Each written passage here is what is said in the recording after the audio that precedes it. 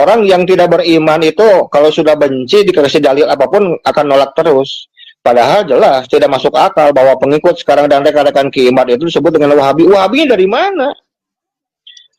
Wong semuanya orang NU kok. Ya, justru Justru Wahabi orang-orang yang sekarang yang ya. Justru gimana Wahabi kan? yang ingin menguasai, justru Wahabi yang ingin menguasai NU, Pak Kiai. Wahabi itu sudah jelas ingin menguasai NU, tapi bukan hanya sekarang Wahabi termasuk Ba'alawi juga. Kalau sekarang Wahabi itu berat menguasai NU, yang paling gampang itu Ba'alawi karena ada sosok zuriat nabinya dipalsukan, Sayyid jadi Habib. Itu yang paling gampang itu dengan menggunakan alat Ba'alawinya, bukan dengan Wahabinya kan.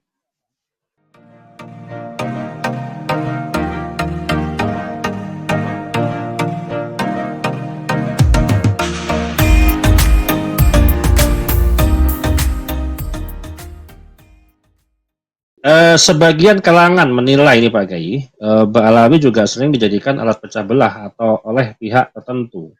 Ada yang menuduh mereka menguasai otoritas keagamaan, ada pula yang menjadikan nasab sebagai alat legitimasi. Nah, menurut Pak Kiai, apakah Zionis juga bisa bermain di ranah ini dengan memanfaatkan perbedaan identitas baik Ba'alawi versus non-Ba'alawi? Atau mungkin seperti apa Pak Kiai? Oh iya dong, sudah masuk dalam program kita mereka. Ini ada banyak poin lagi nih. Dalam itu kan bab 15 yang kita baca. Ini dalam bab 16-nya ini bahwa Zionis Wahabi ini memerintahkan harus membuat ragu bahwa para sayyid adalah keturunan Nabi Muhammad. Lucuti para ulama dan sayyid yang mengenakan sorban agar silsilah keturunan Nabi Muhammad akan hilang, dan para ulama pun tidak lagi menghormatinya. Salah satunya untuk menghilangkan sekarang zuriat Nabi asli yang disebut dengan sayyid. Ini orang Zionis bilangnya sayyid, tulisan aslinya sayyid.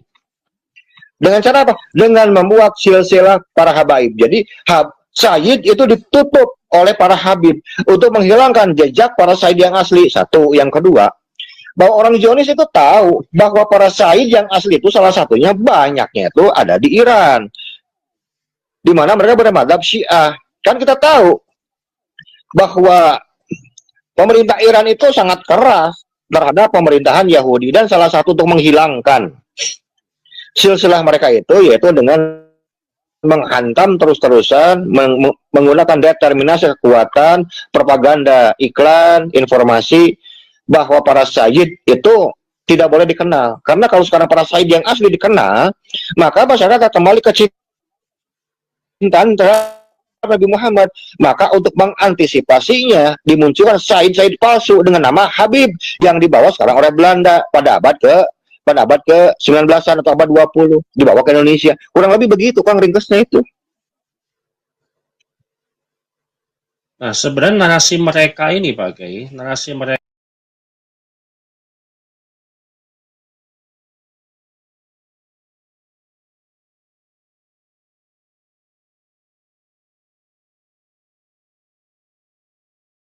ini yang menolak, ini ada ya sebagai standar ganda lah yang mereka lakukan ya.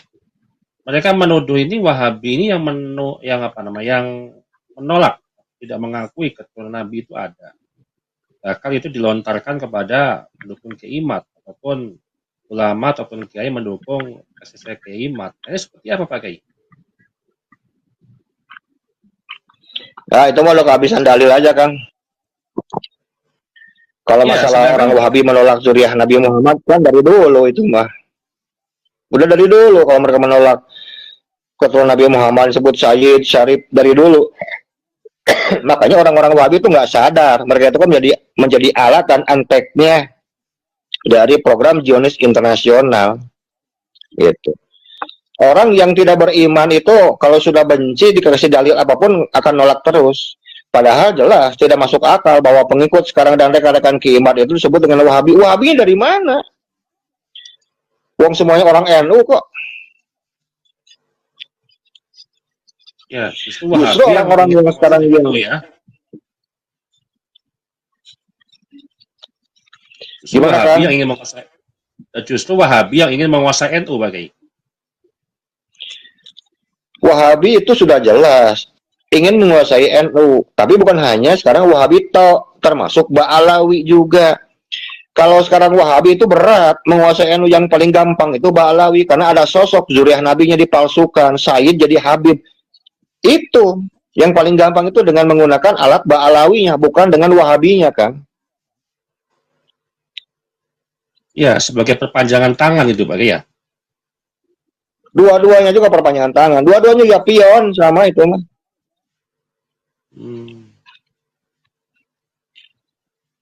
Nah, ini narasi, Pak Kiai, narasi membela Ba'alawi atau menyerang Ba'alawi sebenarnya sama-sama bisa menjadi proyek adu domba umat, mirip dengan konflik Wahabi versus NU yang Pak Kiai sebut dalam buku.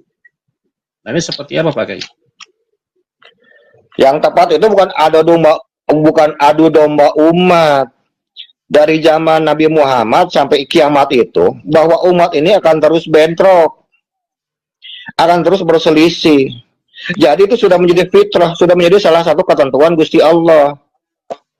Kan salah satu doa Nabi Muhammad yang tidak di-ACC sama Allah kan ingin umatnya itu rukun, nggak bentrok, nggak ada perselisihan antara kelompok, antara mazhab, dan itu salah satu sekarang doa yang tidak dijabah sama Allah. Jadi kalau adu domba umat, enggak. Kita sedang menjalani takdir saja sebetulnya. Bahwa antara komunitas, antara ormas, antara mazhab, itu memang dari dulu sudah ditakdirkan oleh Allah akan senantiasa berselisih pendapat. Jadi jangan beranggapan bahwa ini sengaja diadu NU dengan Ba'alawi, NU sekarang dengan Wahabi. Enggak. Kita harus mencermatinya itu dari banyak sisi. Jangan terlalu polos, jangan memanipulasi sejarah. Jangan memanipulasi sekarang ketentuan-ketentuan atau kodok yang memang sudah ditentukan oleh Allah sejak dulu. Jadi keliru lah kalau orang menganggap bahwa ini adalah adu domba. Bukan adu domba, kita sedang mempertahankan NKRI, sedang mempertahankan Islam, Ahlussunnah wal Jamaah, sedang mempertahankan Islam dengan motif sekarang Nusantaranya. Apa yang salah sebetulnya? Nggak ada yang salah. Yang salah itu orang-orang yang tidak paham.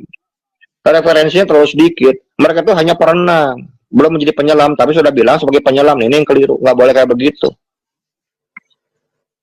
Ya kan, narasi memecah belah umat itu yang lebih strategis disampaikan ke publik. Sehingga publik membaca itu adalah sebuah ancaman. Ketika kita melihat mengkritisi nasab Ba'alawi disebut menyerang Ba'alawi ataupun tidak menyukai ataupun menolak keturunan Nabi. Itu seperti itu, Pak Kiai ya. Ya, nih saya terusin ya. Ya. Poin-poin selanjutnya.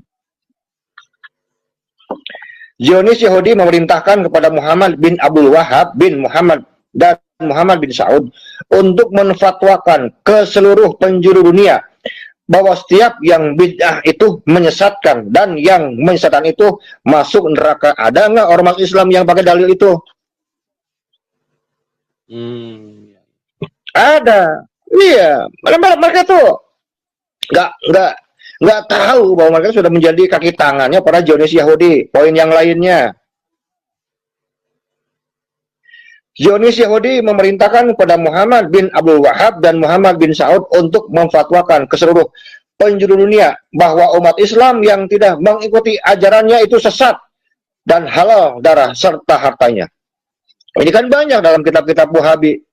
Jadi yang paling benar itu ya orang-orang yang mengikuti ajaran Wahabi. Kalau enggak ya sudah, dianggapnya itu kafir.